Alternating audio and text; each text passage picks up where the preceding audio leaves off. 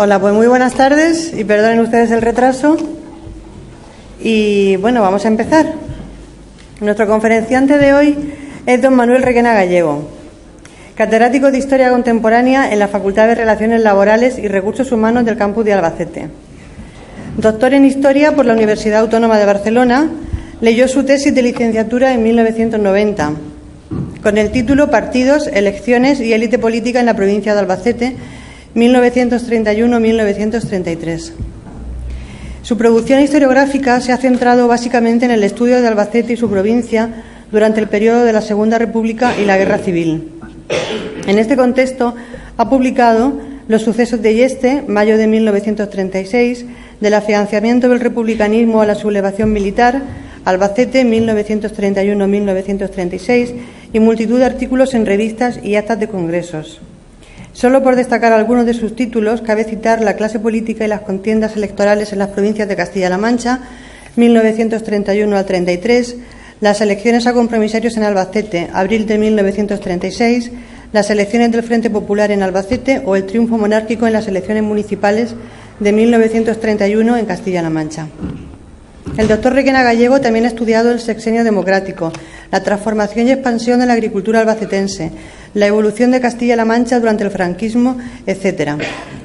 Ha coordinado varias publicaciones, entre las que destaca La historia de la Diputación de Albacete, de la que también es coautor, publicada en 2 volúmenes.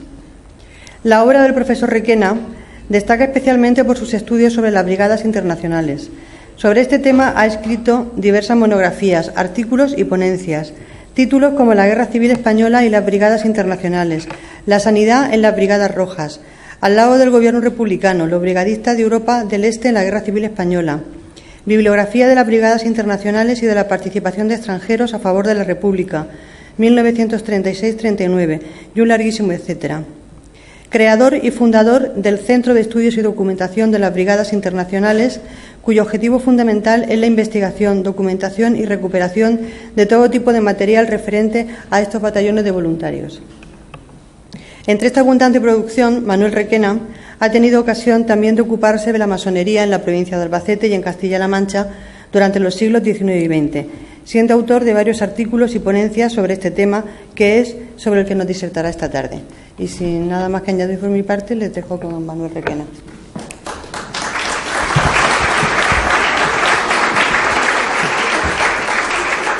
Bueno, en primer lugar, agradecer a Carmen el análisis exhaustivo de mi obra, pero lo más importante es que pedí mis disculpas por el retraso. Es consecuencia de que cuando estaba en la puerta me había olvidado del pendrive con las imágenes, que creo que es ilustrativa de lo que les voy a explicar, y por lo tanto espero que sepan disculpar mi retraso.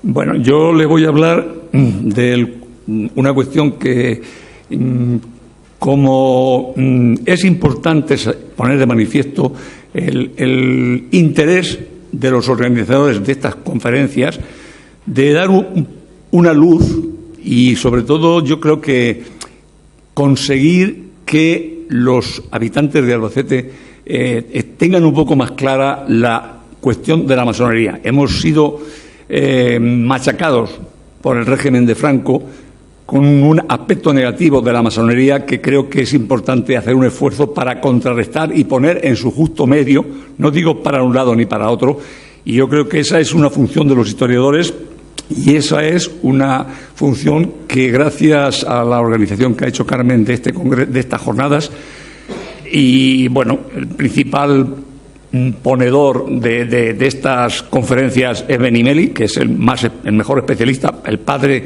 de los historiadores que nos hemos dedicado en parte a la masonería, porque él ha hecho muchos congresos y yo desde el año 92 o 93 he asistido a 3 o 4 congresos y, lógicamente, lo primero que hay que decir es esa cuestión muy importante que sirve un poco para intentar aclarar, o por lo menos para justificar, que este tema es un tema que hasta ahora estaba poco trabajado y sobre todo poco trabajado por los historiadores que intentamos, como decía Benimeli, primero basarnos en los documentos.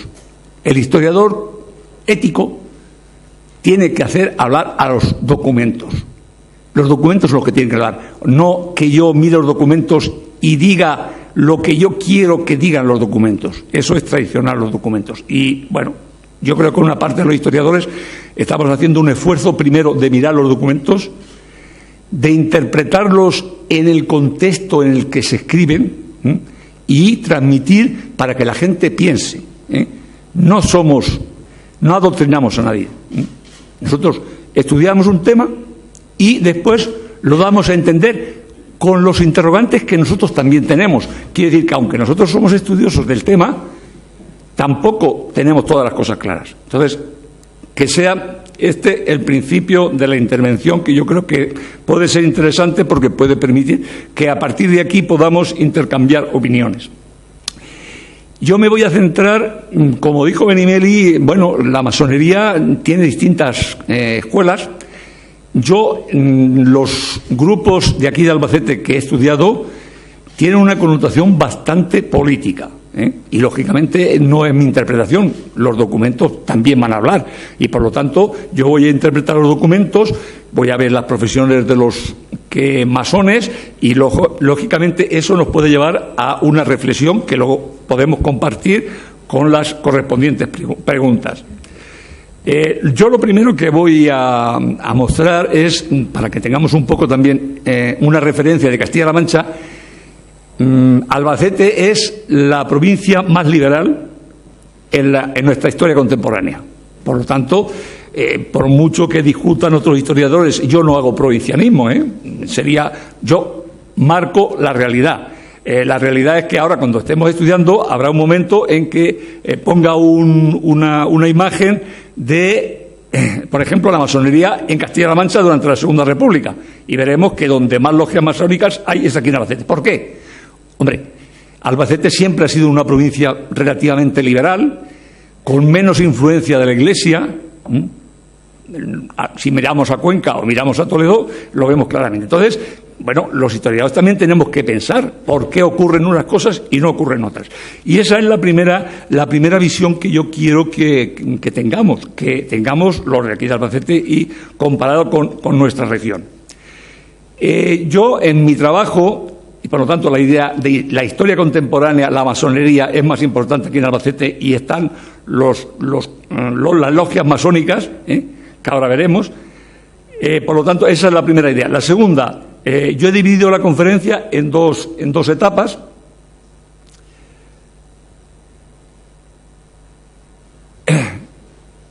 Bueno, el índice, si quieren, lo explico brevemente. La masonería en Albacete en finales del siglo XIX, que es la primera etapa, y luego vamos a hablar de la importancia y de las características.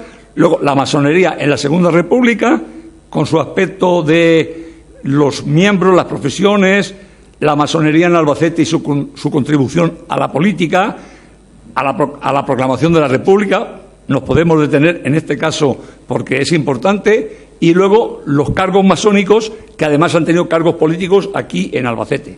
Y luego un último apartado de la represión de la masonería. Claro, se puede hablar mucho. Yo tengo poco tiempo. He elegido la familia Coloma, que es una familia industrial de Almansa. He elegido un caso concreto. Se puede hacer extensivo, pero lógicamente podemos hablar, pero es importante también porque todo el mundo tiene muy presente cómo Franco creó la persecución de la masonería y el comunismo, y lo mezcló todo. Todos iban en el mismo bloque, que es acabar lo más bajo posible para eliminar al máximo número de habitantes. Por lo tanto, bueno, pues voy a pasar a la masonería en el siglo XIX. Esto es un poco un elemento de la simbología de la masonería. Y entonces, lo primero que podemos decir es, yo he dividido la masonería en dos etapas, una que es finales del siglo XIX. Todos los historiadores están de acuerdo que es la etapa más brillante, o sea, donde más masonería se produce en toda España, es a finales del siglo XIX. generalmente por un cierto retraso. Saben que la masonería está muy vinculada con el liberalismo en algunas zonas, con la lucha contra el absolutismo. Tenemos liberales que han sido masones y que han sido militares, y por lo tanto eso es una cuestión muy importante. La lucha contra la masonería, la lucha de la masonería contra el absolutismo. Y entonces, curiosamente, pues va avanzando, y a finales del siglo XIX tenemos he puesto ya la distribución, y el segundo periodo va a ser finales de 1930 y la Segunda República, como dos etapas. Como ven, en la provincia de Albacete, curiosamente, tenemos 13 logias.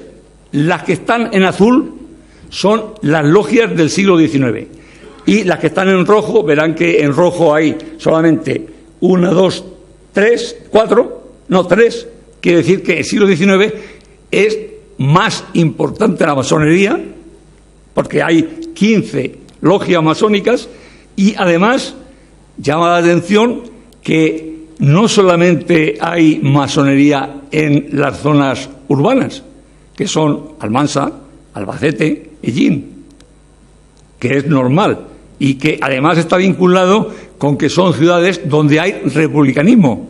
Quiero decir, ahí volvemos a ver cómo influye mucho el republicanismo. Está, por ejemplo, una zona que es rural, Higueruela, pero hay republicanismo también. Vamos a ver, es que esa interpretación es porque yo he estudiado también los partidos políticos, y entonces sé en qué localidades hay republicanismo. Muchas veces tú vas al archivo de la masonería y hay documentos masónicos, pero luego cuando ves los pueblos, ves cómo hay una cierta relación de la masonería con o mucha influencia del liberalismo o mucha influencia del republicanismo. Y entonces podemos ver el caso de Maola también, o el caso de Tobarra. Quiere decir, son núcleos urbanos, rurales, pero que sí tienen una connotación también del republicanismo. De todas formas, es curioso que haya tantas logias en las zonas rurales. Pero ahí están. Tampoco yo no he estudiado a fondo el masonería, por lo tanto, tampoco puedo llegar mucho más allá para explicar por qué se dan en el mundo rural, aparte de algunos municipios que sí que había republicanismo y posiblemente haya una relación, pero eso es una interpretación que hay que ir avanzando para llegar a una conclusión. Luego es importante también que, claro, ¿cuáles son las logias más numerosas? Eso es normal. Entonces, claro, hay muchas logias, pero hay logias, las logias como mínimo pueden tener 7, 8 o 9. Menos no puede, no se considera logia. Entonces, estos pueblos están en el mínimo. Mientras que Ellín, por ejemplo, y Albacete llega a tener 95 miembros de la logia. Quiere decir que es una logia importante respecto al resto. Otra cuestión que yo considero que tendríamos que tener en cuenta en la logia es la simbología. Claro, de los múltiples documentos es importante. ¿Por qué? Porque se identificaban con un personaje, y eso también es importante, nos dice un poco la mentalidad. Si tú te identificas con un filósofo, lógicamente es una forma de pensamiento, pero fíjense que en muchos de ellos esto es el número de socios. Bueno, ahora después pondré otra donde dice los símbolos que los masones utilizaban. Bueno, pues ahí tienen la lista, estaba adelantándome a lo que tienen ahí reflejado. Ahí está la lista con el número de afiliados o de socios que tenía cada logia masónica. Bueno, y lo que quería pasar a continuación es a decir la siguiente cuestión, que es, luego después, el oficio. Quiero decir que era la actividad Y entonces ahí podemos hacer ya y la simbología. Entonces, en la simbología hemos cogido estos al azar. Uno se llama, el símbolo espartero. ¿Por qué espartero? Bueno, se identifica con un militar masón importante. Estamos hablando de Espartero. En la historia de España, Espartero tiene un lugar muy importante y por lo tanto él quiere que le llamen Espartero. Por lo tanto, es el símbolo que elige, Espartero. Otros, Hipócrates. Bueno, lógicamente, este se identifica con la filosofía y entonces quieren que le llamen Hipócrates. Otro, pues Cervantes, con la literatura. Quiere decir que ahí la simbología es cómo quieren que en el ámbito de la masonería le llamen los hermanos. Y entonces, bueno, pues ahí he puesto un ejemplo, Garibaldi. Garibaldi es un gran luchador por la libertad en Italia y por la República. Entonces, bueno, pues oiga, yo quiero que me llamen Garibaldi porque me identifico con un militar. Como ven, en la masonería del siglo XIX, ahora veremos las profesiones, pero es importante que muchos de los militares, muchos de los masones son militares. Por eso pasamos a ver, aquí hablamos de una logia de Almansa y yo voy a hacer un poco el resumen de las logias en profesión, por profesiones. Por ejemplo, pues tendríamos a nivel de todo Albacete, yo he hecho un estudio en donde propietarios, o sea que aún hay propietarios agrarios, un 12% son propietarios agrarios de la masonería. No en este caso, ¿por qué? Porque estamos hablando de una ciudad industrial. Aquí no va a haber, claro, va a haber en las zonas rurales, pero si hacemos el promedio, pues se inclina a que hay una representación. Comerciantes industriales, el 22%. Aquí las zonas industriales tienen un peso muy importante para dar un 22%. Profesiones liberales, un 20%. Empleados y funcionarios, un 18%. Artesanos, un 18%. Y militares, un 7%. Por lo tanto, en el siglo XIX sí que hay profesión militar, cosa que ya no veremos en el siglo XX. ¿Por qué? Porque en el siglo XIX aún había muchos militares que luchaban por el liberalismo y la democracia. ¿Por qué? Bueno, porque en nuestra revolución liberal hay un grupo de militares que se inclinan por el liberalismo o sea, una postura antiabsolutista, y eso perdura hasta el siglo XIX. Luego habrá un cambio en el mundo militar desde el punto de vista ideológico, pero no hasta 1868 no. Por lo tanto, bueno, esta es la primera parte que yo creo que puede ser indicativa, aunque luego podemos entrar a ver otras cuestiones. Bueno, quería decir una cosa. Y dice, bueno, ¿y por qué usted pone, o por qué pongo en rojo 3 personas? Fíjense, ¿por qué? Porque me interesa.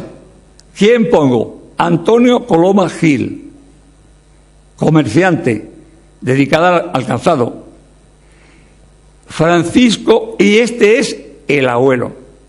Luego, Francisco Coloma Sáez, el hijo, también comerciante, dedicada a las pieles, y ya empieza la zapatería o los zapatos. O sea, podría ser comerciante y artesano. Es el comerciante que trabaja con las pieles para el calzado, pero al mismo tiempo ya hace calzado. Por lo tanto, podríamos hablar de comerciante. Y luego, el último, que es el nieto de Antonio, o el hijo de Francisco, Niceto Alcalá Zamora, que es el que crea la industria de calzados de los Coloma.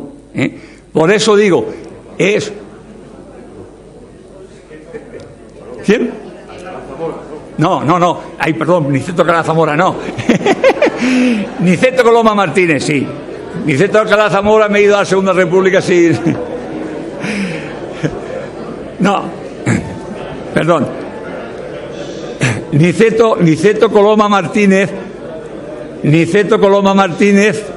es el creador de la industria de calzados de Almansa. Y entonces es el nieto de Antonio Coloma Gil. Pero lo traigo aquí porque son 3 personas de la logia, que esta logia desaparece, pero la tradición familiar perdura. y luego resulta que los 3 hijos de Niceto Coloma son masones en la siguiente, porque la logia Rosa de Almansa desaparece. O sea, bueno, lógico, las logias aparecen y desaparecen. Si no tiene miembros suficientes, pues desaparece a partir de principios del siglo. Y luego, en 1929-31, reaparece, se crea otra logia nueva, donde están los hijos de Niceto Calá Martínez, que es el dueño de las Industrias Calzados. No es que, por eso los había subrayado, para que no se me olvidase que hay una cierta continuidad, aunque la logia ha desaparecido, pero sí que hay una tradición familiar que se vive en esa mentalidad del pensamiento masónico. Bueno, con eso paso entonces ya al segundo apartado, que es la Segunda República. Bueno, no sé si cómo voy de tiempo. Bien. En la Segunda República, lógicamente, numéricamente, verán que son los 3 núcleos rojos.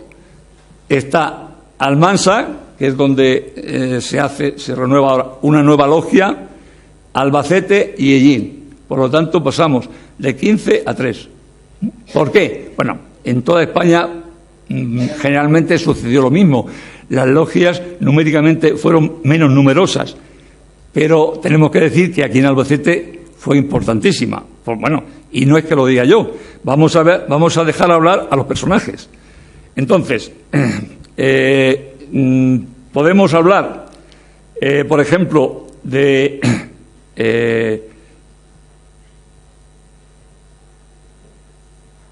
aquí en Albacete. Bueno, ya he dicho que, fíjense, no solamente que hay pocas logias, sino que pocas personas que están en las logias. Pasa, el de Hellín no tenemos, o no hemos conseguido la información en el archivo, y por lo tanto yo lógicamente no pongo número, porque no hay ningún documento que, aunque puede ser que en algún caso alguien los cite, pero si no cita un documento, bueno, puede ser de oídos o puede ser que uno le haya dicho a otro. Entonces, pero lógicamente las 3 logias, la militancia, los hermanos que forman parte de esa logia, es un número muy bajo, y entonces podemos decir que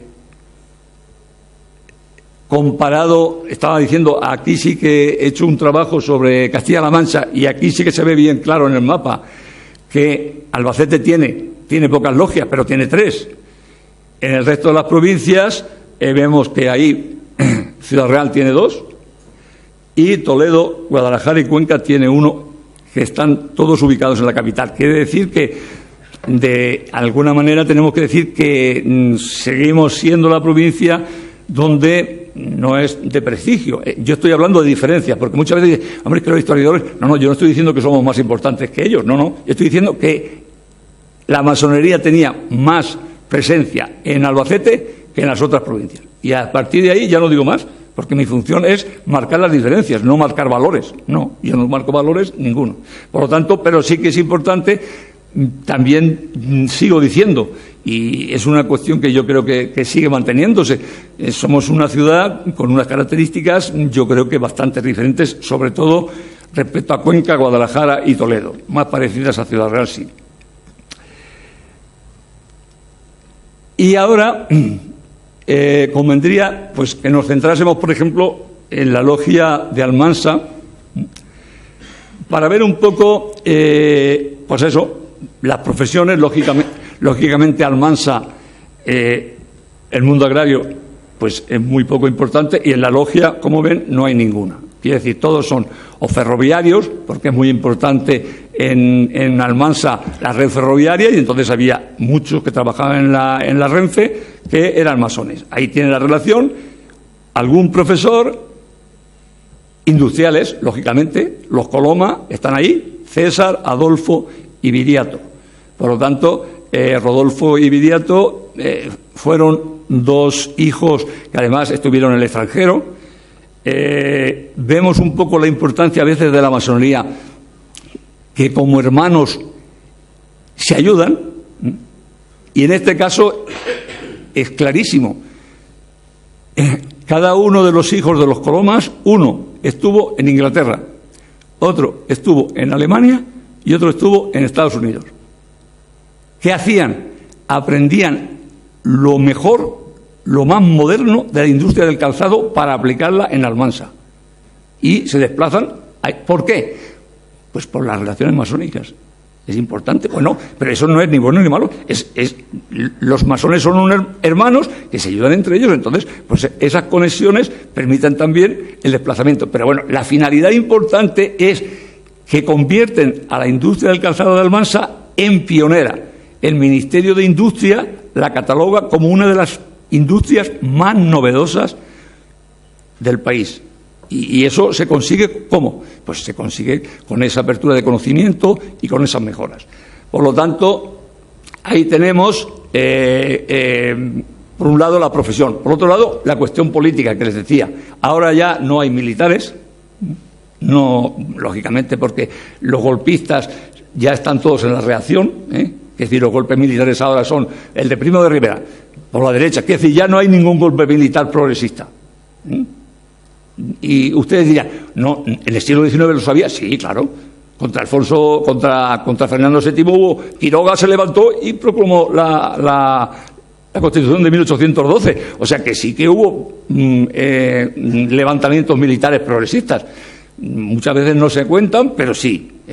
Cosa que a partir de 1875 desaparecen, todos se marcan al otro costado y ya la masonería aquí no tiene incidencia. Lo que quiero decir ahora es, se ve claramente, hay uno que es todos son socialistas, republicanos socialistas, y uno agrupación al servicio de la República, que es un partido republicano centrista o un poco más a la izquierda, con lo cual se ve claramente que sí que hay una relación de masones y republicanos. Y además masones ocupando cargos, miren los cargos: concejal, diputado provincial, director de la Vanguardia, que era un periódico que, curiosamente, teníamos en Albacete, un periódico socialista. Fíjense, en esta época el Partido Socialista, la fuerza que llegó a tener. Por lo tanto, bueno, este también fue presidente del PSOE en Almansa. Quiere decir que, bueno, todos ellos, es importante también que veamos, bueno, que en otros países y en otras coyunturas no hay una relación política como hablaba el profesor Benimeli. Bueno, pero es que en este caso yo me estoy refiriendo a unas específicas, con unas personas específicas y unas personas que con mis estudios sobre los partidos políticos y las elecciones he conseguido. Eso no lo pone en la masonería. En la masonería te pone el nombre y el cargo masónico y la simbología, y ya está. Es decir, esto es datos complementarios que uno va reuniendo para un poco ver las conexiones que había entre masonería y política, que en este caso funcionan bastante. En este caso, por lo tanto, yo no hago generalizaciones, sino en este caso, en la Segunda República y en estas tres logias de la provincia de Albacete. Luego hablaré de la importancia de los Colomas, de estos tres que son los que viven ahora y son los que llevan la fábrica, y en el último capítulo la represión que se realiza sobre ellos. Eso permite que la industria de los Colomas no solamente es una industria puntera, sino que es dirigida por una persona de la masonería con una sensibilidad laboral ejemplar. Miren si es ejemplar que el político socialista Rodolfo Viñas, que es un político que venía de Madrid, pero que fue diputado del 31 al 33, lo alababa en estos términos. Dice: en los calzados Coloma todo es ejemplar. La forma de producir, el trato al obrero, el respeto a las leyes del trabajo, el afán de recompensa de algo que es propio del sacrificio del trabajador y que lo consigue por medio de unas pensiones altas para la vejez. Las pagaba el empresario, no el gobierno. Ahora las paga el gobierno, entonces las paga el empresario. En definitiva, este es un buen burgués. No todos los burgueses son iguales y no todos los propietarios son iguales. Y en este sentido tenía toda razón. Es un empresario que trabaja, que rinde, que hace trabajar, pero parte de los beneficios los reparte. Y eso dicho no solamente dicho por una persona que estaba políticamente en el Partido Socialista, quiere decir que no es sospechoso de ningún partidismo, pero es que además yo he estudiado un poco esta industria que llegó a tener más de 1.000 trabajadores, tenía los salarios más altos de toda la provincia. Un economato donde adquirir comida y vestido más baratos que en el mercado exterior. Y una escuela para hijos de los obreros. Bueno, pues para que vean cómo un masón es capaz de hacer todo esto y encima hacer trabajar a los trabajadores y beneficiarse y llevar un beneficio empresarial. Por lo tanto, para mí es un ejemplo muy bonito de cómo ciertos descalificativos que hacen como los masones no encaja precisamente con esta familia. Y tengo que decir también una parte también muy, muy importante de la masonería en Albacete. En el mundo político, ¿saben que los masones de Albacete colaboraron en la proclamación de la Segunda República? Bueno, casi nunca se ha dicho. Yo lo he escrito en mis libros, pero bueno, pasan muy desapercibidos. Digo, el primer caso es, hay un pronunciamiento militar, en 1929 hay un pronunciamiento militar, en donde desde Madrid trasladan a Queipo de Llano.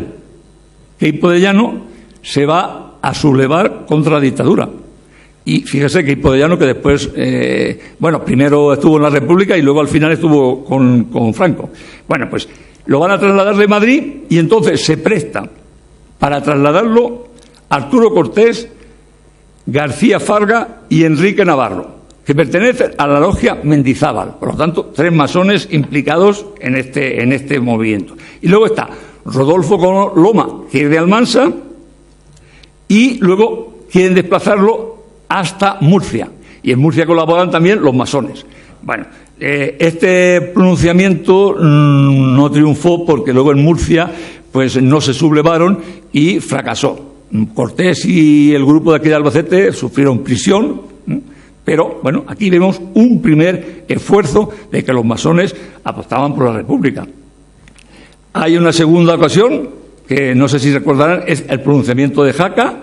Es un acontecimiento más importante, y en esa trama está Giral, que después sería un ministro de la Segunda República, que estaba en Madrid y que se pone en contacto con Martí Jara, que era de aquí de Albacete, que era de Alpera, pero que colabora también, y con otros republicanos albacetenses, entre los cuales estaba Arturo Cortés, para poner en contacto a estas personas con el capitán Barleta.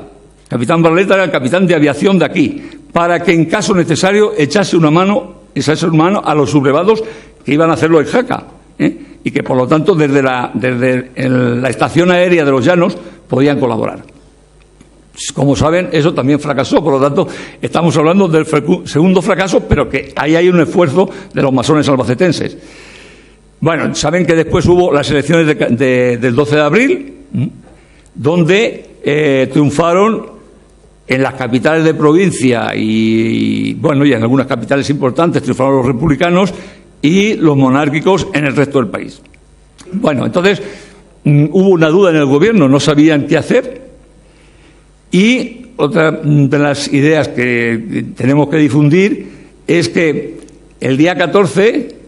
allí en Madrid estaban negociando a ver si buscaban una situación de transición o se mantenía el gobierno monárquico. Bueno, pues ponen en funcionamiento el sistema conspiratorio que tenían los masones del año anterior. Y entonces, esto está confirmado. Luego, en el 32 hay un escrito que yo recogí en la prensa. Se pone en contacto Giral desde Madrid con aquí el Albacete, está Arturo Cortés, para que promuevan una manifestación y proclamen la República. Entonces, bueno, lo primero que uno tiene en cuenta, bueno, ¿cómo vamos a proclamar la República? Inmediatamente va a salir la Guardia Civil y nos va a freír. Entonces, le recomienda que vaya a ver al gobernador civil, van a ver al gobernador civil y hacen un pacto. Ellos se responsabilizan de que no va a haber ningún destrozo, ni nada, ni desórdenes, y el gobernador civil se compromete a no sacar la Guardia Civil. Pues así se produce. Y a las 5 de la tarde se había izado la bandera republicana aquí en Albacete, y en Madrid estaban los monárquicos. El gobierno monárquico no se va hasta las 8 o las 9 de la noche, que Alfonso XIII sale vía Cartagena y el gobierno proclama la República. Por lo tanto, estamos en un doble poder. Aquí estamos en un poder republicano, pero en Madrid, hasta 3 horas después, no se proclama la República. Con ello, ¿qué quiero demostrar? Que los masones aquí hicieron bastante. ¿Por qué? Por la República. Una opción progresista respecto a lo que había. Bueno, demasiada política, ¿no? Bueno, luego me pueden rebatir, ¿eh? Yo no digo, nada diferente. Aquí tenemos dos de las personas, Niceto Coloma Martínez, que es el padre de los Coloma, y uno de los hijos. Ahora vamos a ver un poco. Antes vamos a ver una cuestión también que quería. No solamente colaboraron en la proclamación de la República, sino que después se comprometieron con la República. Bueno, ahí tenemos Manuel Alcázar González Zamorano. Este es un republicano de finales del siglo XIX que tenía ya 70 y pico años cuando se presentó a estas elecciones. O sea, era el abuelo de los republicanos de toda la vida. Bueno, pues se presenta y saca el acta. O sea que estamos hablando de un masón de finales del siglo XIX que sigue siendo masón en el siglo XX.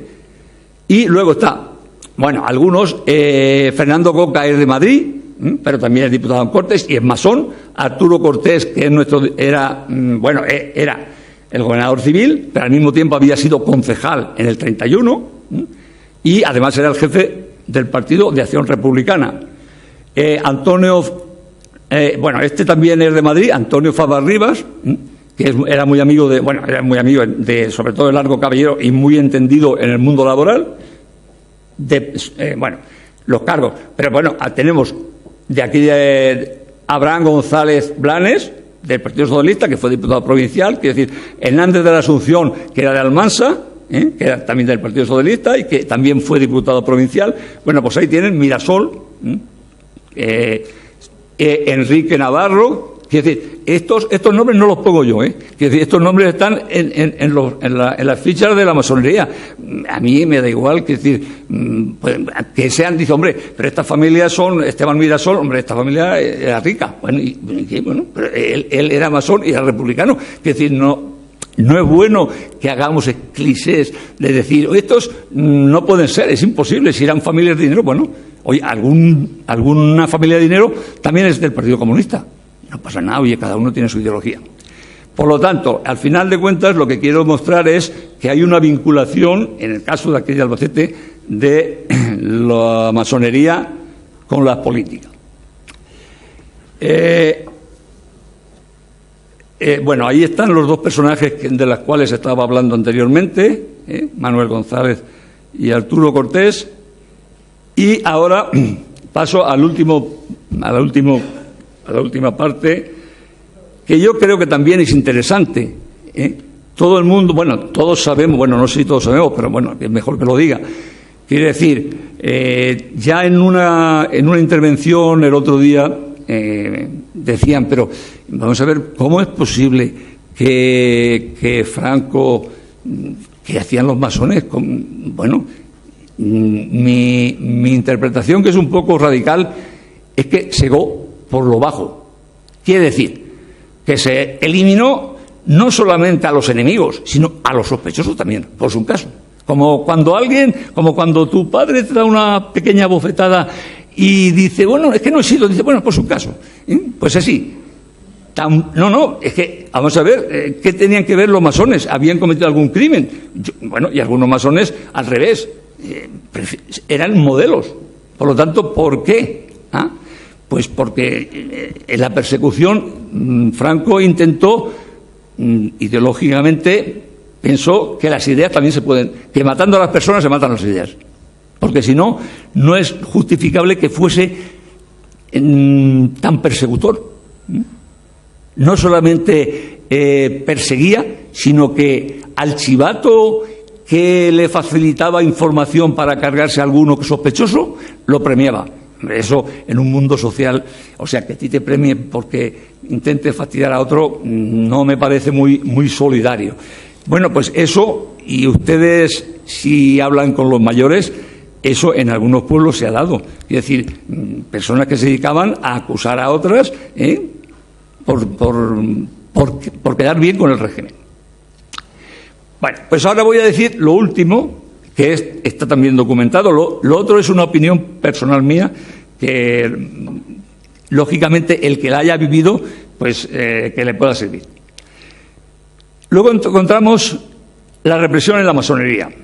Bueno, curiosamente, yo le voy a poner, no para que se lo lean completo, en mi estudio de la masonería, pues encontré un legajo, curiosamente, aquí en el archivo provincial, sobre la represión de la masonería, y hablaba precisamente de la familia Coloma en Almansa. Estaba en la sección sindical, por lo tanto, económicamente les interesaba, y bueno, ahí hay un fragmento, no sé si podrá leer, pero bueno, yo le voy a decir en esencia. En esencia, ese fragmento que ven, Archivo Histórico Provincial de Albacete, sección sindical, caja tal, o sea que ese es un documento que está en el archivo y se puede consultar. Y bueno, ese archivo que dice, pues bueno, se dice que la familia Coloma es el responsable de la masonería y por lo tanto, fíjense, le prestan menos atención a que fuesen radicales socialistas que a que fuesen masones. Entonces, bueno, pues hacen una acusación, son detenidos, son juzgados por el Tribunal Especial de la Represión de la Masonería y el Comunismo. Hay un documento del pueblo diciendo que ellos no han sido personas indeseables, que no han colaborado en ningún elemento de desestabilización y que, por lo tanto, como disculpándolos. Y, bueno, hay que recordar que daba trabajo a 1.000 empleados y que el tratamiento era el que era. O sea, que había un informe favorable para que Franco fuese menos duro. Bueno, pues no lo fusiló, que es una cuestión. Pero el que consideró más responsable, que era Viriato, pues la sentencia fueron 12 años de cárcel. Por lo tanto, y los otros hijos menos tiempo. Pero está claro que esa fue una medida represiva importante, pero no la única, porque lógicamente tendríamos que mirar también un aspecto necesario, y es el siguiente: consigue que una fábrica modélica en 10 años tenga que cerrar. Dice, bueno, ¿cómo es posible? ¿Cómo es posible? Pues mire, vamos a ver, estamos hablando de una fábrica moderna, por lo tanto, su sistema de producción es amplio. ¿Cómo lo consigue? Primero, le reduce las materias primas. parte de las materias primas tenían que venir de fuera porque la economía española estaba, no producía suficiente. Entonces, pues nada, a nivel económico tiene problemas. Primero, de materias primas. Por lo tanto, hablando de una crisis. Luego, de créditos. ¿No? Que siempre una empresa necesita, en un momento de crisis, créditos. Ninguno. Y, además, lo más importante, como el mercado exterior prácticamente está cerrado, porque estamos ahora, los países democráticos no quieren saber nada con España porque es un país de franquista, o sea, muy próximo al fascismo. Entonces, ya el hachazo final es el ejército. Todo el ejército, o sea, parte del ejército que lo calzaba la industria, ¿qué hace? Pues no. Ahora lo calza una familia que era la familia Segarra, falangista de toda la vida, clarísimo, ya está. Entonces, él no hace nada más que poner trabas. Y entonces, ¿qué ocurre? Una industria puntera con un ritmo de producción que podía ser buena y que podía seguir funcionando, ¿cómo consigue que no? Pues, lógicamente, yo tengo aquí 2 o 3 datos. Es decir, en 1951 ya son 850 obreros. Es decir, bueno, está intentando sobrevivir, pero claro, si le faltan materias primas y tiene problemas de mercado, cada vez es más difícil. Bueno, total, resumiendo, porque lo más importante es que la industria del calzado, al final, a partir del año 1955, prácticamente cierra. Y luego, pero ya eso no es tan importante, luego pasa a unos obreros y tal. Yo lo dejaría aquí. En todo caso, si a alguien le interesa, acaba de publicarse hace 2 años una tesis de Aurora Galán sobre los calzados Coloma. Y entonces, ahí pueden seguir, pero no, yo creo que ya no es cuestión de más información, sino saber cómo desde el régimen también se puede castigar físicamente encerrando a unos, pero también económicamente hundiendo una empresa, y luego, sobre todo, lo más doloroso es los 1.000 trabajadores que se quedan sin trabajo, que se tienen que ir a otros pueblos de las zonas de zapatería y algunos sin trabajo ni aquí ni en ningún sitio. Entonces, claro, esa parte humana no solamente son los colomas, que son 1.000 trabajadores, pero parece que eso no es importante, porque lo importante es castigar y que no cunda el ejemplo. Entonces, pues yo pienso que está demasiado politizada la masonería en este caso, pero a mí es lo que me da, no es que yo quiero, es lo que me da. Bueno, la suerte ha sido la familia Coloma, porque si no tendría que hablar casos concretos, de personas concretas, y en una conferencia es mejor ser, ya me he alargado bastante. Cerrarlo aquí. Muchas gracias.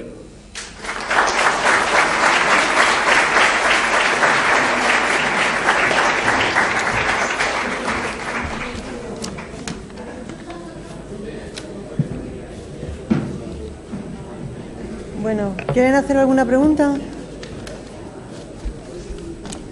¿Quieren preguntar? ¿Quieren preguntar algo? No sé. Ah, perdón, no me he dado cuenta. Yo, en principio, no comprendo cómo la masonería, que tiene un sentimiento de fraternidad universal, en el sitio más concreto de su desarrollo, que es la logia, pone 3 banderas que representan unas monarquías, concretamente una monarquía borbónica, que ha sido perseguidora de la masonería, y además es símbolo, las coronas, de un principio que en la masonería es fundamental, la igualdad. Y la corona es el principio de la desigualdad. ¿Esto por qué se da? ¿Es una anulación al medio?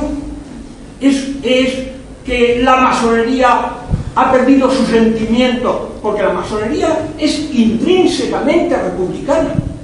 Es intrínsecamente.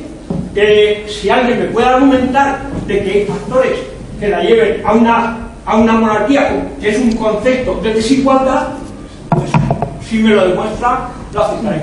Entonces, nada más esto, que creo una incoherencia las banderas en una logia masónica y además los símbolos monárquicos de coronas. Bueno, yo hablo de la Segunda República. Claro, en la Segunda República, quiero decir, hombre, yo digo, o sea, si tú traduces a toda la sociedad, siglo XIX, siglo XX, y a todos los países, claro, es que yo hablo, por ejemplo, en la Segunda República, la vinculación entre masonería y república queda clara. Ahora, no, te digo que a lo mejor yo no sé en estas logias masónicas si estaba algún cuadro de la monarquía. Claro, eso yo tengo los documentos. Ahora, eso no lo puedo ni afirmar ni negar. Quiero decir que podría, dudo mucho, porque en este caso es que, bueno, ya se ve, su actuación concreta, su coherencia es que no estuviese. Su coherencia. Ahora, yo no lo sé porque dentro de la logia masónica sabes que si no eres de la logia o te invitan o no puedes entrar, que me parece muy bien. Oye, es una logia, es un elemento, es cerrado, no permite, bueno, no permite, es lógico. Si te invitan a ti, es lo mismo que un centro o un consejo de redacción de un periódico o de una empresa. Quiere decir, pero yo los símbolos, ahí no sé si alguien que conozca desde dentro el mundo de la masonería te puede contestar. Antonio va a contestar ahora después. Yo, con permiso.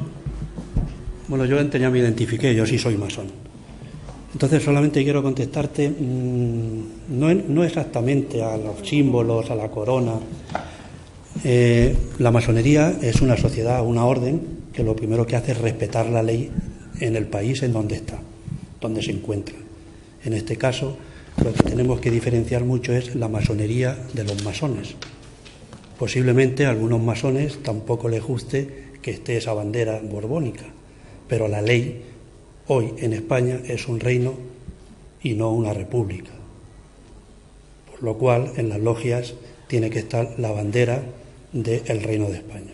De hecho, nosotros, al estar dentro de una legalidad o respetar la legalidad del país en donde estamos, algunos republicanos nos vemos obligados o queremos o lo hacemos, brindamos por el rey, porque es el jefe del Estado. Posiblemente en Francia, donde también existe la masonería, pues brinden por el jefe de la República. Ojalá alguna vez en las logias españolas podamos brindar por el jefe de la República. Creo que he contestado a su pregunta. Muchas gracias.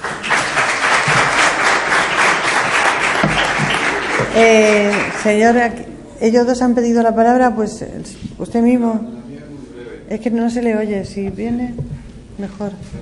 Sí, por favor.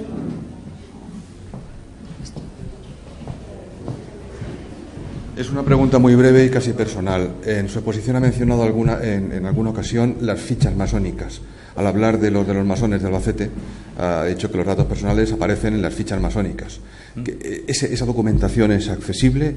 ¿Existe? ¿Están todos identificados? Y más concretamente hablo de la logia Mendizábal de Albacete. Es decir, ¿hay un listado de miembros de esa logia? Más allá hablo de información de prensa o algo parecido. Bueno, vamos a ver, que el archivo de Salamanca, para cualquier investigador que vaya, está abierto y allí está la mayor información de la masonería. Yo tengo, por ejemplo, la logia de Almansa, la tengo a través de aquí el archivo de Albacete, porque hay una denuncia sindical contra los entonces, que he puesto un fragmento aquí, pues en el mismo documento aparece la logia de Almansa, los componentes y los nombres. ¿En Almansa y en Albacete? En Albacete. ¿Existe? Bueno, en el de Albacete no me acuerdo ahora dónde, pero toda esa documentación está claro, este artículo yo lo hice en el año 92 o 93, pero toda esta documentación ha estado recogida en Salamanca, Y es concretamente la de Almansa, porque me encontré que no había casi documentación, pero este artículo precisamente venía a la relación, que a lo mejor no es completa, O sea, yo he puesto la fuente, es la fuente que yo he utilizado, y ahí están esos nombres. Que posiblemente no sea completa, pues no lo sé, porque en cambio en Salamanca no había esa relación. Claro, nosotros trabajamos con documentos, entonces tendría que revisar el trabajo que hice en su momento para ver la relación de los masones, pero yo he citado algunos, pero no he puesto el... Ya le digo que es un interés personal. Pero lo puedo mirar. Sí, bueno, esas cosas... Yo me llamo Enrique Navarro, soy nieto de uno de los... de uno de los citados. Vale, pues sí, hombre, claro, encantado. Pues sí tiene ficha en Salamanca, ¿Cómo masón? No. Tiene ficha en la base de datos de Salamanca. Si le pone Enrique Navarro Esparcia, pues sale. Sí, pues está, Él lo cita entre los masones de la logia de Mendizábal. Sí. Arturo Cortés está clarísimo. Él lo cita en su artículo en la logia de Mendizábal como miembro de la Mendizábal, que eso me acuerdo yo de habértelo leído. Precisamente mi interés es la fuente, de dónde aparece, porque Salamanca. En la familia hay cierta discrepancia sobre si su pertenencia o no a la logia. Sí, yo estoy de acuerdo, por eso he dicho que generalmente los nombres que hemos incorporado son los que aparecen en los documentos, y es posible que no estén todos. Pues es que nosotros trabajamos, bueno, yo por lo menos intento trabajar con los documentos. Entonces, de unas personas hay más cosas, de otras no, pero claro, un trabajo que yo hice en los años 90, pero bueno, si yo lo cito ahí, pero bueno, ahora tendría que mirar en dónde, o sea, el documento exactamente dónde. Bueno, el documento está en Salamanca. Ahora, ¿en dónde lo tengo yo en mi archivo? Eso ya. Gracias. Vale. De nada. Nada. El señor Azul también quería hablar. Los dos, ¿cómo sí? Las dos sí. Usted y su compañero de silla también. Ah, ¿no? Pues usted. Sí. Yo solamente quería hacer una pregunta sobre la figura de Franklin de Albricias. No sé hasta qué punto tiene relevancia e importancia en el desarrollo de la masonería en Albacete. Es un personaje al cual se le ha dedicado una calle, aparece un artículo en la Wikipedia. ¿Quién? Un poco más. ¿Quién? Entonces, Franklin Albricias.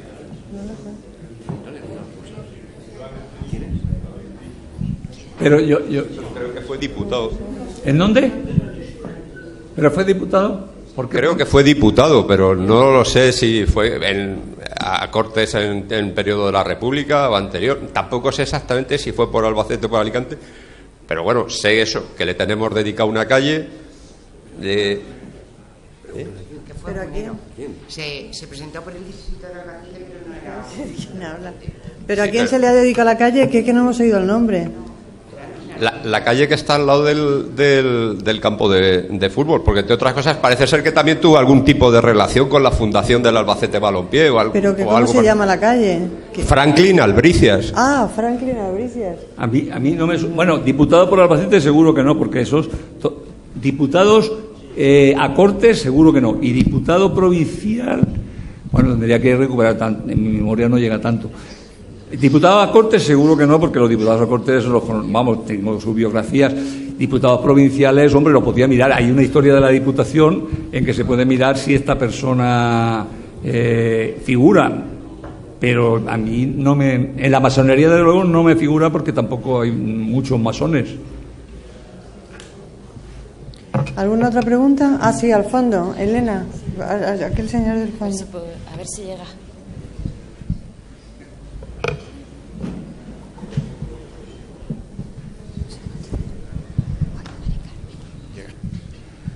Bueno, yo quería hacerle varias preguntas. Una es si en la masonería de Albacete está más decantada por la masonería regular o dogmática o inglesa, la que está más abierta a las religiones reveladas o positivas, o por la masonería liberal, irregular o francesa, la que es más agnóstica o atea. Que las obediencias que predominan en Albacete, ¿cuáles son? Y si me pudiera decir cuáles son sus ritos, el rito que utilizan esas obediencias.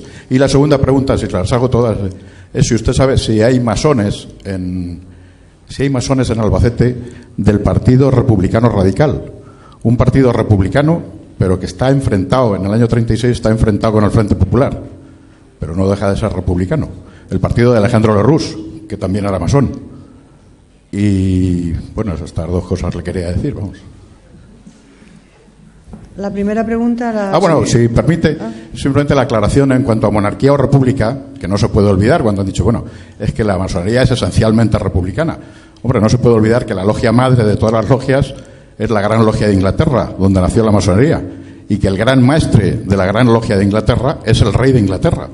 O sea, ahora mismo no lo puede ser porque es reina, pero lo es el duque de Kent. Pero habitualmente el gran maestre de la Gran Logia de Inglaterra, madre de todas las grandes logias del mundo, es el rey de Inglaterra. Luego, afirmar así tan alegremente que la masonería es esencialmente republicana, bueno, pues me parece una frivolidad. O sea, nada más. ¿Contestas a la pregunta? Sí, yo puedo contestar. Vamos, está clarísimo que la masonería de aquí de Albacete y de parte de España era francesa.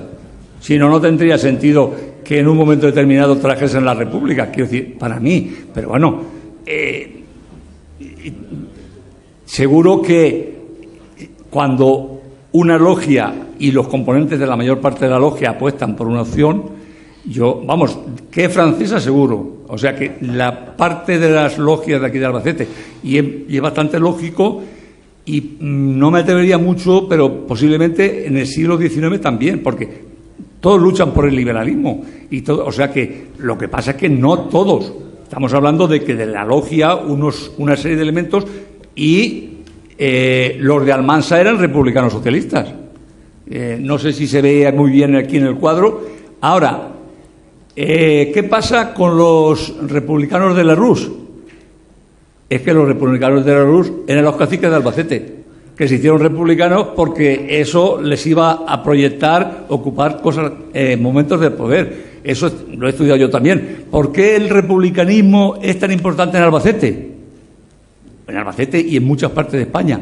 Porque muchos monárquicos y caciques, y hablo de dos caciques no en sentido peyorativo, los Alfaro son monárquicos liberales y el 16 de abril son republicanos radicales, pero no masones, claro, no podían ser masones. Los Ochando son también liberales demócratas y se pasan al Partido Republicano Radical. O sea, que hay bastante estudio. ¿Por qué? Pues muy sencillo, sí que decir, los que tienen el poder se cambian de partido. ¿Qué nos ha pasado aquí en Albacete con UCD y el Partido Socialista? Muchos de UCD en el año 79-80 eran de UCD, en el 82 eran del Partido Socialista. Se han cambiado de partido. Si eso, cuando yo lo estaba estudiando, hablaba con Juan de Dios y me decía, y es que se está ocurriendo, está sucediendo algo parecido. ¿Por qué? Porque alguien que tiene el poder intenta conservarlo, aunque le lleve a cambiarse un poco a otro partido. Y eso es la realidad. Eso lo estudio yo aquí en Albacete y ustedes lo pueden comprobar en muchos pueblos del año 79-80 al 82. Sí. Bueno, di tú que tú tienes que saber algo. Bueno, la gente que estaba en esa época en el Partido Socialista tiene que saber algo. Oye, pero si no es malo, yo estoy diciendo lo que ha pasado con los republicanos. Había pocos republicanos aquí en Albacete. Vamos a ver, aquí en Albacete no había sacado ni un escaño parlamentario el Partido Republicano.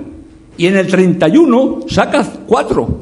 A ver, ¿cómo lo entiendes? O sea que, bueno, si eso es normal, que se cambie de partido con buenas intenciones es normal. Cuando se cambia de partido por intereses privados y no de servicio público, ahí está. El servicio público es el que tiene que seguir funcionando. Si cambias de partido y estás por el servicio público, chapo. Por mí no hay ningún problema. No se le ha hablado demasiado. ¿Contestada la pregunta? ¿Se le ha contestado? ¿Sí? Mire, yo quiero preguntar, mi padre fue masón y era Abraham González Blanes, que lo ha nombrado usted cuando ha hablado de Arturo Cortés. Y yo quisiera saber si hay algún documento donde se hable de mi padre. Yo nací en el 36 y claro, como entonces era tan perseguido la masonería, pues claro, yo no tengo ni idea. En mi casa se hablaba como así en silencio y más delante de mí, que era pequeña, y claro, pues si se me iba algo de la lengua, pues no, me lo ocultaban. Entonces yo quisiera saber eso. Mi pregunta es esa. Si hay algún documento donde yo me pueda informar de las... Mi padre era socialista republicano y fue concejal y diputado provincial. Fue visitador de la Casa de Misericordia. Y entonces, pues eso, mi interés es pues, saber algo más de ese asunto. Nada más que eso. No, yo creo que le puedo dar información luego en mi despacho con documentos. Quiere decir que eso ya, esa pregunta concreta sí, que no tengo ningún problema, pero que se la puedo dar en su momento en mi despacho con los documentos que tenga. Pues ya, ahora hablamos después, cuando acabemos, en un momento hablamos y ya le digo dónde nos podemos ver. Gracias. Tú, sí, el muchacho. Hola, buenas tardes. He escuchado que Franco quiso ser masón y fue rechazado y a eso se debe su gran represión a los masones. Quería saber si es cierto y saber por qué fue rechazado.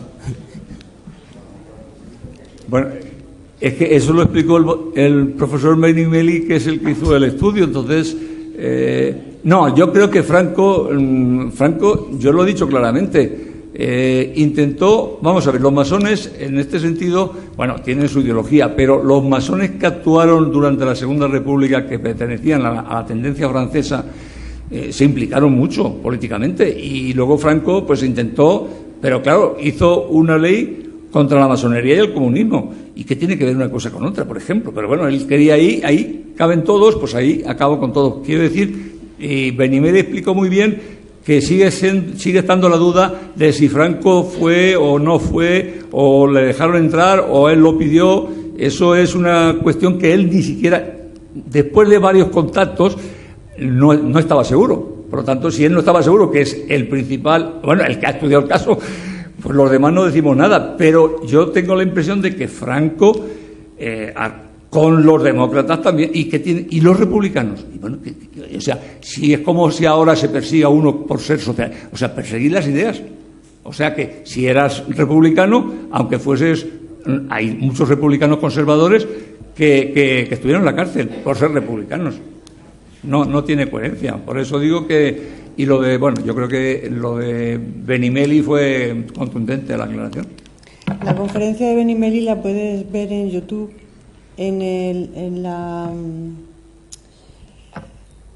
el canal del Archivo de la Diputación de Albacete, lo puedes ver, está colgado, y también está colgado en el Hospital General Universitario, en la zona de cultura. Allí también están colgadas las conferencias de masonería. Y en la página, también es verdad, y en la página de la Logia de los Llanos, muy fácil, te metes Logia San Juan de los Llanos o Masonería Albacete o Gran Logia de España, que te dirige. Allí también están colgadas todas las conferencias. Y la de Benimeli en concreto, esa pregunta se le hizo y, como dice el profesor Requena, la contestó pues muy bien, porque además él fue el que dio origen a toda esa leyenda urbana, o no leyenda, lo que sea. ¿Otra pregunta más por aquí?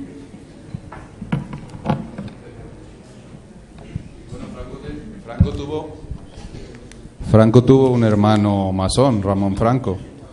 A mí lo que me llama la atención es lo que comenta usted, que diga que el comunismo no tiene nada que ver con la masonería, cuando la mayoría de los bolcheviques rusos, o por lo menos los cabecillas, muchos de ellos no solo eran judíos, sino eran masones. ¿Por qué dice que la masonería no tiene que ver nada con el comunismo?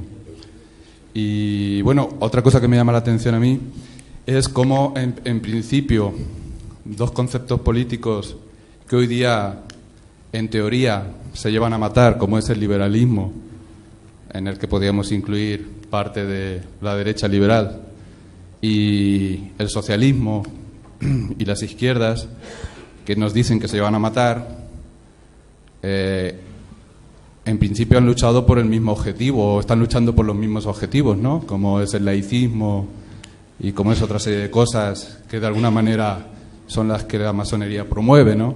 De hecho, hay masones tanto en la derecha como en la izquierda. Nada más. Gracias.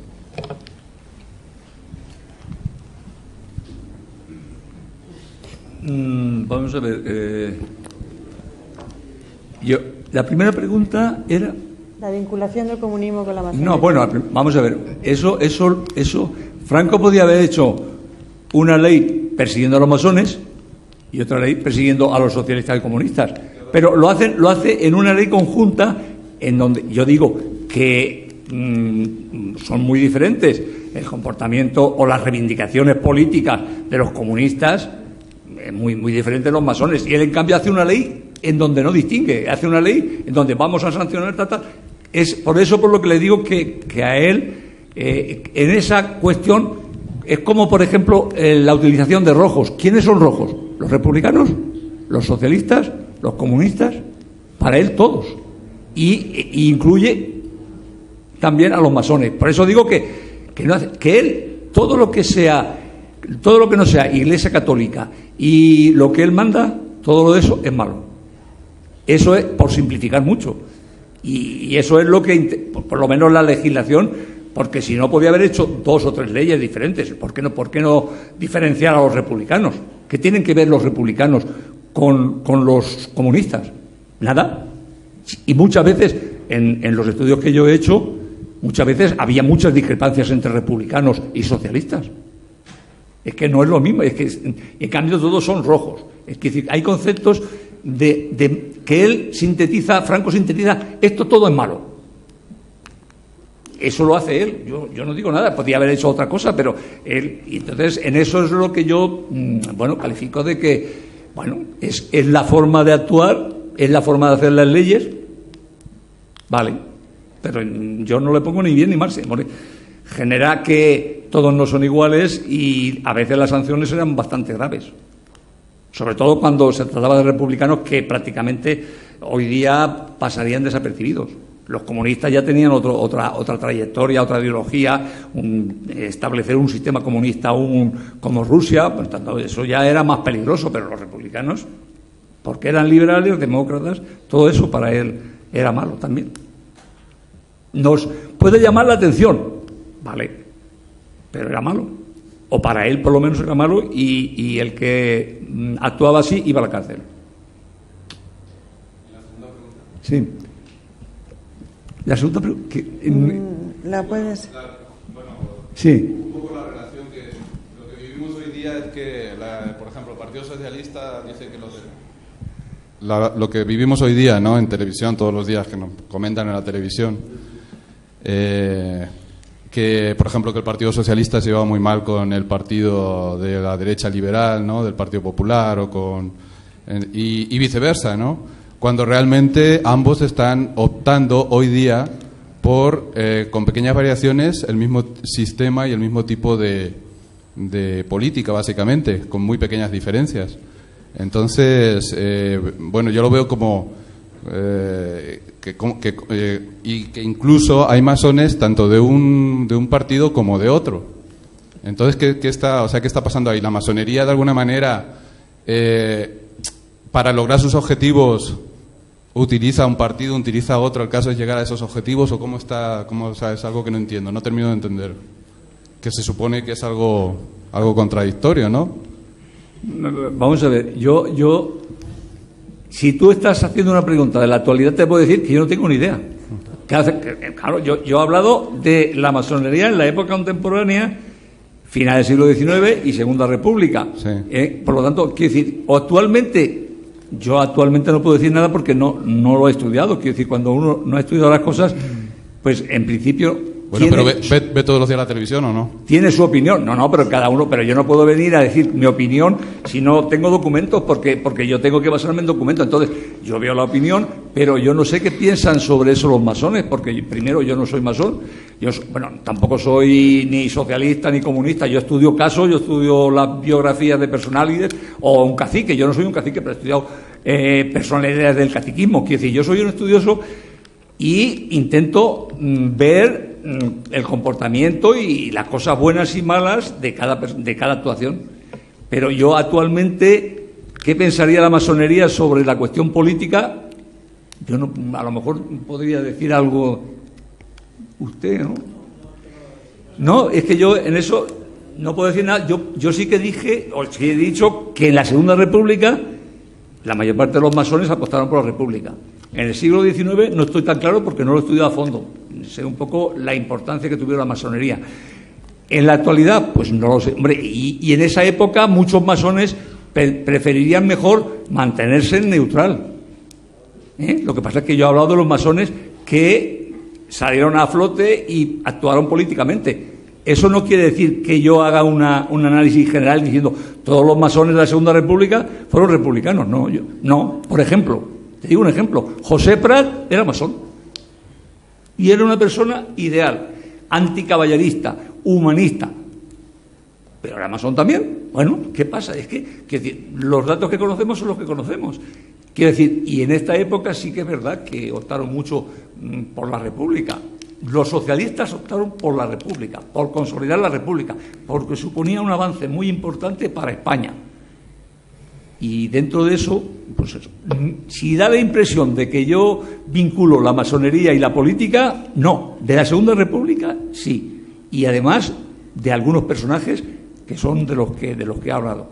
O sea, es que es muy difícil hacer una historia y ser preciso y no generalizar. Yo he hablado de masones concretos, actuaciones concretas y además centrar la Segunda República. Y actualmente no tengo ni idea, porque para empezar no conozco ese mundo, que es un mundo pues, que habrá que esperar a más tiempo para estudiarlo. Que también es importante estudiarlo, pero... Yo no sé si porque yo desde luego no soy masona, pero digo desde luego porque soy mujer, ¿no? Entonces, pero yo hasta donde he llegado y he estudiado, en la masonería regular, no se puede hablar de religión ni de política. Es decir, en un principio, visto desde fuera como profana, o sea, hasta donde yo he estudiado, que tampoco es demasiado. En la masonería tú vas a hablar de otras miles de cosas, a pulir la piedra que ellos dicen, pero hay una serie de temas tabús, una serie de cosas que no se pueden tratar, entre ellas en la política. ¿Esto qué quiere decir desde mi punto de vista? Que cabe todo el mundo. Como decía el otro día Ferrer Benimeli, se dio el caso en Chile que Allende estaba en la misma logia que estaba Pinochet. O sea, cabe todo el mundo. ¿Por qué? Pues porque son temas que no se tratan. O sea, no sé si le he ayudado. Yo no he estudiado la masonería, el Gran Oriente francés, porque no conozco ni he tenido a nadie la oportunidad de hablar con personas, hermanos que sean del Gran Oriente francés. Yo aquí me he relacionado con la Gran Logia, con la gente de aquí de Albacete, que es de la Gran Logia de España, que es de obediencia inglesa. Y luego la obediencia inglesa funciona así. No sé si esto le disipa un poco la duda. La señora del traje también ha pedido la palabra. Sí. Buenas tardes. Mire, le quería preguntar que por qué últimamente, en cuestión de meses, parece que la masonería quiere enseñarnos todo lo que es, lo que ella parece que nos quiere, así, metérnoslo por los ojos, cuando antiguamente o hace poco parecía tabú. Entonces, no sé por qué. O sea, me gustaría saber por qué esa actividad. No sé a quién. Yo creo que al principio lo he dicho claramente. Yo creo que ha habido mucha información negativa sobre la masonería. Pues habla tú. Sí, no. Sí, lo he dicho al principio. Que estamos intentando rehabilitar y equilibrar el concepto, porque la masonería hasta ahora siempre ha sonado lo que nos venía dicho de Franco. La masonería que perseguía a la Iglesia, que perseguía, casi que se comía a los niños crudos. Vamos a ver, entonces yo estoy poniendo... yo he puesto ejemplos concretos de la familia Coloma. He puesto un ejemplo concreto. No todos son como la familia Coloma, pero que hay que tener en cuenta para contrarrestar la otra imagen negativa. Yo he dicho para contrarrestar. ¿Y por qué tenemos interés? Porque queremos que la memoria histórica nos reponga a las personas en su sitio. Claro, ¿y qué? Y hemos... No, bueno... No, pero... No. Vamos tarde, vale, vamos tarde. La reposición... No, bueno. Pero me permitirá por lo menos una cuestión. Tantas familias que a partir de los años 40 han pasado penuria, han sido peladas al rape porque su padre era de izquierdas y por las calles todo el mundo se metía con ellas y lo han pasado muy mal, creo que es bueno que a estas familias de alguna manera por lo menos les dignifiquemos el maltratamiento. No, el maltratamiento.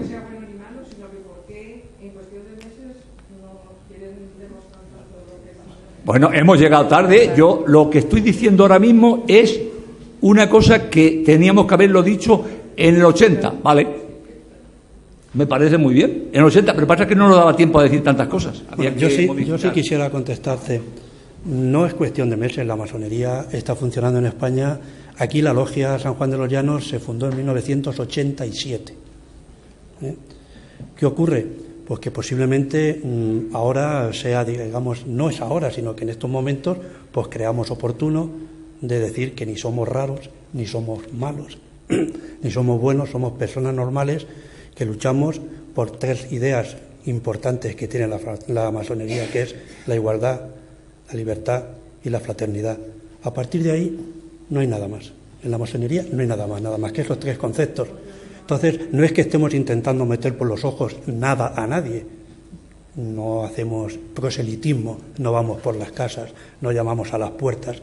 Hemos hecho una exposición para mostrar lo que es la masonería y lo que pretendemos que sea la masonería. Creo que a su casa ningún masón ha llamado. Lo tenemos prohibido, ¿eh?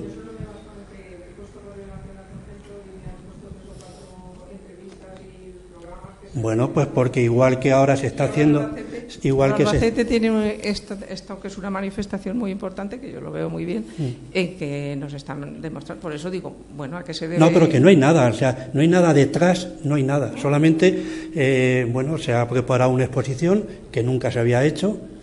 Hemos sido pioneros en Albacete en este tipo de exposiciones. Ojalá cunda el ejemplo y se vaya haciendo por todas las capitales de provincia. Y no hay nada más. Todo lo demás que uno quiera pensar, lo piensa ese, nada más. Pues no sé si le he contestado, pero es. La muchacha. Bueno, ante todo yo soy bastante profana en este tema, pero me ha surgido una duda.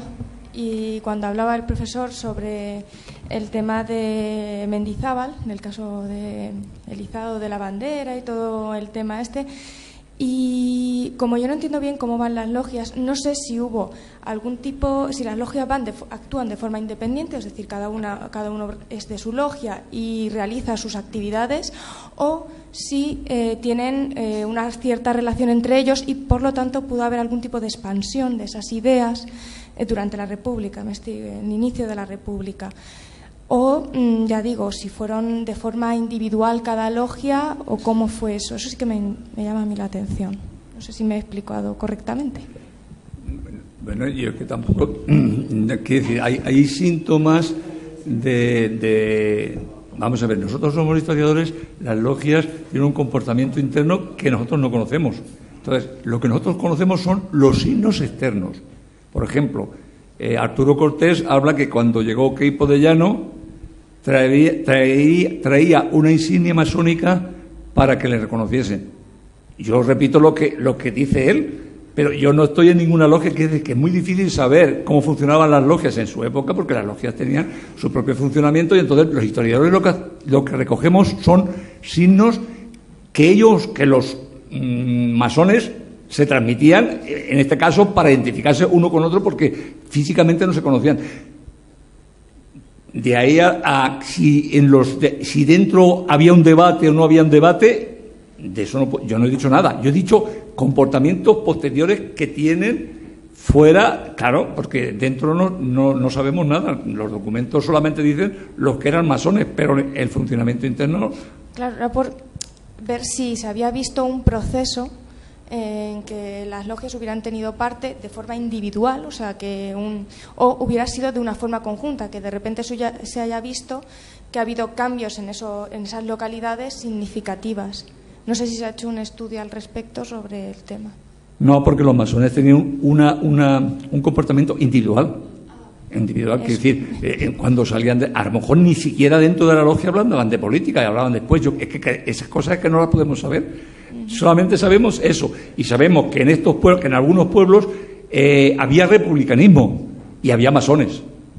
Y que algunos era la misma persona. Y a partir de ahí, todo lo demás, yo no puedo saber dentro si discutían, que eso es que no se puede. Bueno, de momento no se puede saber, no se sabrá nunca. A no ser que alguien lo diga, que no lo va a decir. La masonería es así. Gracias. Sí. Los componentes de la logia de Pérez, un pueblecito que en aquella época tendría 600 y pico o 700 habitantes, ¿se puede saber quién eran? O sea, ¿hay acceso a Internet para la relación de quién, de los nombres que lo componían? Sí, lo que pasa es que eso sería muy aburrido porque... Vale, no. Si te metes en Internet o el libro de Ayala, que es un historiador... José Antonio Ayala. José Antonio Ayala, que es el que estudia la masonería en el siglo XIX, ahí en su libro viene la relación de los masones de cada pueblo, pero claro, en una conferencia lo mejor es, yo me he centrado en una familia, pero sí, eso lo puedes tener seguro. En la búsqueda ampliada de las bases de datos del Centro Documental de la Memoria Histórica, creo, no estoy segura porque no se me ha ocurrido nunca hacerlo, que se puede pedir por localidad. O sea, usted puede poner Albacete. Lo que pasa es que, claro, le va a salir muchísimo ruido. Le va a salir la documentación que sea de la Brigada Político-Social mezclada con masonería y luego ya va el desbroce, ¿no? Pero creo que sí se puede hacer así, de esa manera. Bueno, y en el libro de Ayala me están diciendo que vienen todas las logias con todos los nombres, las profesiones y todo lo demás.